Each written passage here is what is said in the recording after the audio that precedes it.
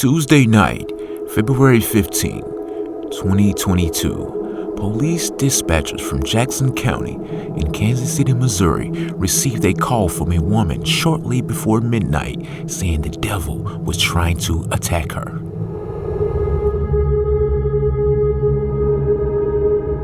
Immediately after the call, authorities dispatched a unit to the address of the home on the 7300 block of Indiana Avenue.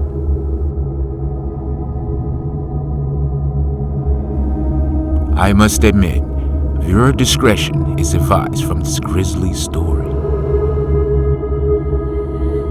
According to the affidavit, police arrived at the home and visibly noticed a blood trail leading from the sidewalk to the entrance of the front door.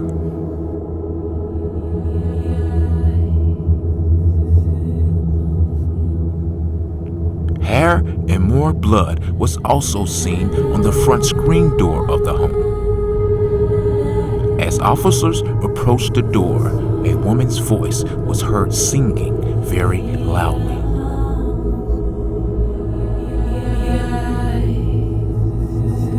Authorities knocked on the door, but the woman would not answer.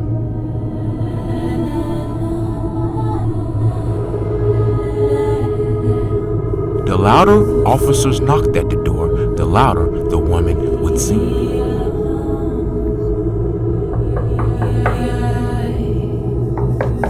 One officer peeped through a window of the home, and that's when this case took a disturbing turn.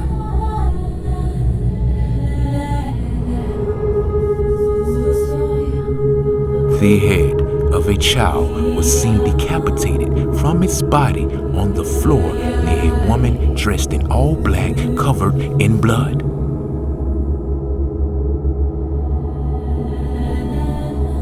Afterwards, officers forced their way into the home through the back door and seen the woman with blood on her legs and feet.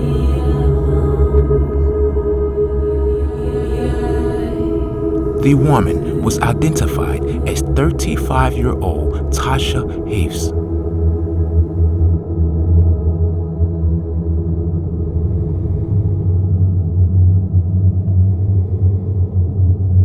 With noticeable cuts on her hands and a puncture wound on her thigh, an officer spoke with the woman while another officer searched the home for any children.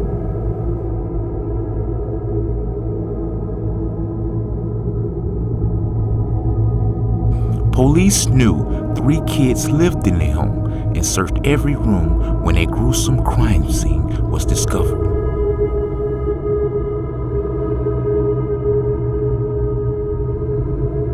A body of a 6-year-old boy with a severed head was found inside near the front door.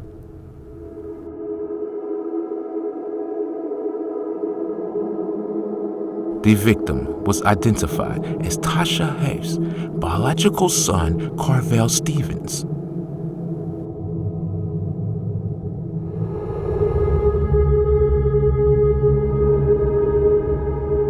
Haves apparently was suffering from severe mental distress, officers stated in the affidavit.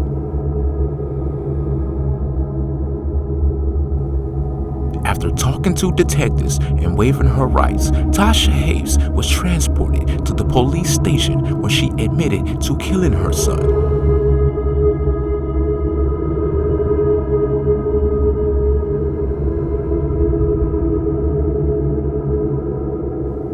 A dog was also found in the basement of the home, decapitated the same way as Carvel Stevens.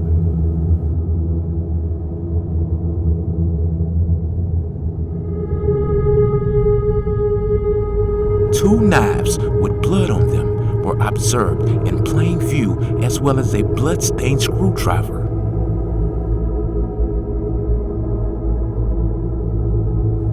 While speaking to officers, Haves said that she killed and decapitated her son in the bathtub Tuesday night. When talking to a neighbor, authorities learned that they haven't seen any other children all week.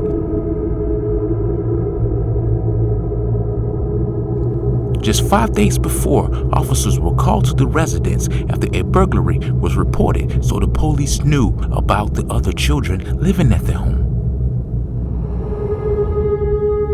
Police also collected DNA from Hayes to compare with the other evidence from the crime scene. When speaking to Sheriff Hayes from Sioux City, Iowa, the mother of Tasha, detectives learned their relationship was mostly over the phone as they lived hundreds of miles apart. Cherry said that she's seen her daughter display warning signs of mental health but was never evaluated nor ever sought out for mental counseling. A relative of the family also told Cherry that Tasha has had hallucinations and been dealing with breaks from reality.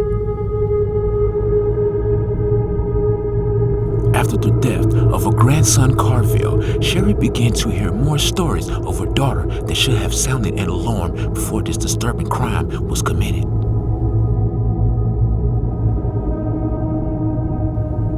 She recently heard from her older grandson, Tasha showed up at another family member's house and was talking about, quote, a straight-up devil house that was full of the devil, and her children were put in a bad situation. Her son was standing next to the family member when Tasha looked right at him and said, quote, like this devil. Sherry spoke to the oldest kid's father by phone from a halfway house he's currently living at, and he enlightened her about some problems Tasha has been dealing with while in Kansas City. After moving there, he described her saying she's been finding it difficult to explain what's happening with her thoughts.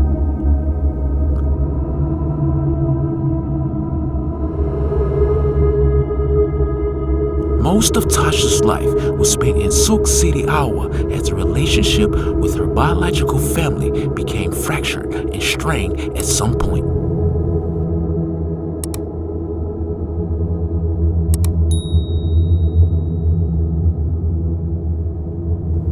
Sherry Hayes, her mother, has spent time in federal prison when Tasha was young.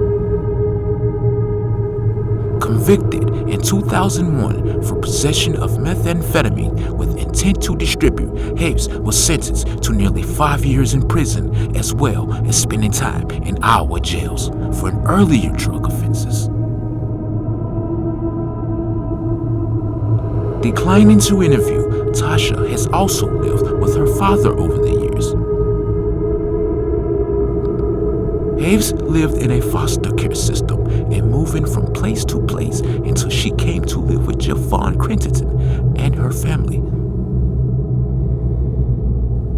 Javon Crittenden said she met Tasha in the 6th grade when they attended the same school together. Her family took Tasha's family in, and she considered her to be like a sister. Javon stated Tasha has always felt alone and like the black sheep of the family. All of Tasha's 3 children were born in Iowa. The oldest 2 children's father has spent the last 11 years in federal prison. Carvel Stevens' father is also in prison. Tasha has spent primarily most of her kids' life as a single parent.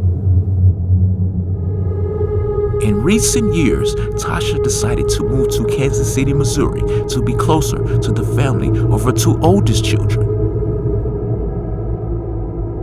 Tasha Hayes had run-ins with the law when she pleaded guilty to traffic violations and drug possession, but nothing of this magnitude. Family stated that Tasha Hayes used marijuana and has struggled with methamphetamine addiction in the past. Crittenden recalled Tasha having instances and saying that she heard voices while impaired from doing drugs.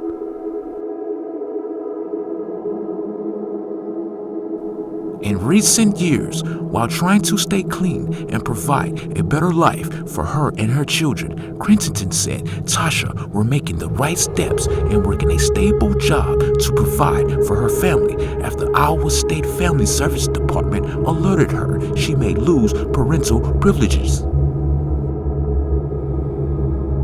Javon Crittenden also told authorities she last saw all of them in person in September when she came to visit for her birthday. She frequently hears from Tasha and the kids on FaceTime and recently seen the kids doing fine as they were relaxing in bed in the background during a call. Quote, "I just wish I had a time machine to go back to wipe all this away or notice certain things or whatever else that day," Crittenden said. The news from Kansas City has been very difficult for her as she never believed Tasha would hurt or harm any of her children. She wonders if Hayes is even aware of what has transpired. If the sister she's known for 20 years come to realize what happened the night police arrested her, it would be the worst nightmare of her life. Fast forward, Crittenden said that she hopes the two other children gets the help that they will need, and she will pray and be there for Tasha as well. She said it's sad this has happened, but she always will be there for Tasha and her kids. She insisted Tasha, never in her right mind, would do anything to hurt anyone, nor her children that she dearly loved. Other relatives said that Tasha's been battling severe depression and trauma and been working through a drug addiction for years. From their perspective, everything was fine in the days leading up to this horrible homicide. They were shocked when hearing about the charges against her and when notified about this case. She was a very loving person and a great mother, family implied. She was arraigned Thursday in Jackson County Circuit Court, and the judge ordered her to undergo a mental health evaluation. She's been charged with first-degree murder and armed criminal action for the gruesome discovery found inside of the rental home she lived at.